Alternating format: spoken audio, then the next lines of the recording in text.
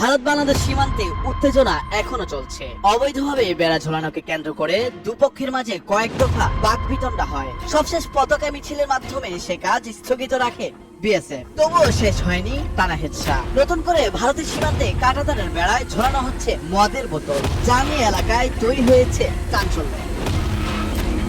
ভারত আর বাংলাদেশের সীমান্তে কাঁটাতারের বেড়ার বেশ কয়েকটি জায়গায় কাচের বোতল ঝুলিয়ে রেখেছে বিএসএফ। বাংলাদেশের উত্তরাঞ্চলীয় লালমনিরহাট জেলার পাটগ্রাম সীমান্ত থেকে নেওয়া ছবিতে দেখা যায় কাচের বোতলগুলো হচ্ছে মদের খালি বোতল। স্থানীয় মানুষের মতে খালি বোতলগুলোর মধ্যে কিছু আছে, যার ফলে তারা আতঙ্কে আছে।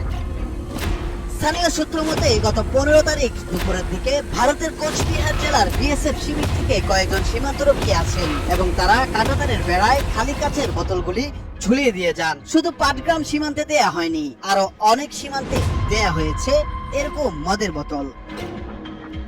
এক বিএসএফ কর্মকর্তা এই ব্যাপারে বলেন, এরকম ব্যবস্থা নেওয়া হয় যাতে কেউ বেড়া কাটতে চাইলে অথবা নাড়া দিলে কাচের বোতল শব্দ হবে বা সেটা পড়ে গিয়ে ভেঙে যাবে। এতে কাছাকাছি থাকা বিএসএফ প্রহরী সজাগ হয়ে যাবে এবং যে এসেছে তাকে সহজেই ধরতে পারবে। এটা রাতের অন্ধকারে প্রহরীদের সজাগ করার জন্য বেশ কার্যকর। লালমনিরহাটের দহগ্রাম এবং 3 বিঘা করিডোরের কাছে সীমান্তের জিরো লাইনে যে বেড়া দেওয়া হয়েছে সেটি হচ্ছে এক সারির বেড়া। যে কোনো ধরনের কাঁটাতারের বেড়া চোরাচালানকারীরা কেটে ফেলে অনেক সহজেই। তাই নতুন এক ধরনের কাঁটাতার ব্যবহার শুরু করেছে বিএসএফ, যা কাটা প্রায় অসম্ভব। আর এই বেড়াটি হচ্ছে সিঙ্গেল রো ফেন্সিং বা এক সারির বেড়া। এছাড়া তারা নানা সীমান্তে অত্যাধুনিক বৈদ্যুতিক নজরদারি ব্যবস্থা ব্যবহার করছে। বিএসএফ ভারত বাংলাদেশ সীমান্তে অনেক অরক্ষিত জায়গা চিহ্নিত করেছে যেখান দিয়ে সীমান্তে অপরাধ হচ্ছে। এসব জায়গায় আগের মতো প্রহরীরা তো থাকবেনই, সেই সঙ্গে সমন্বিত অন্য ব্যবস্থাও নেওয়া হয়েছে।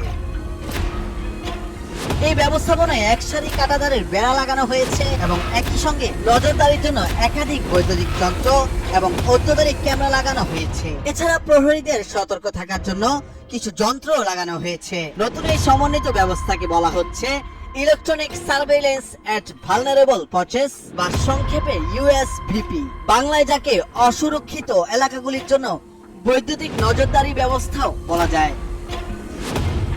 এছাড়া তারা যোগ করেছেন ইন্ট্রুডার অ্যালার্ম, ট্রিপ প্লেয়ার, যেগুলো সীমান্তের বেড়ার সুনির্দিষ্ট কয়েকটি জায়গায় পা পড়লে বেজে উঠবে সাইরেন। তাছাড়া ছুঁয়ে ফেললেই তুবড়ির মতো আলো জ্বলে উঠবে, সাদা ধোঁয়ায় ঢেকে যাবে জায়গাটি। বিএসএফ এর মতে সীমান্তে ব্যবস্থাগুলো নেওয়া হয়েছে নিরাপত্তার খাতিরে। তাদের এই কথা কতটা সত্যি সেটা সময় বলে দিবে।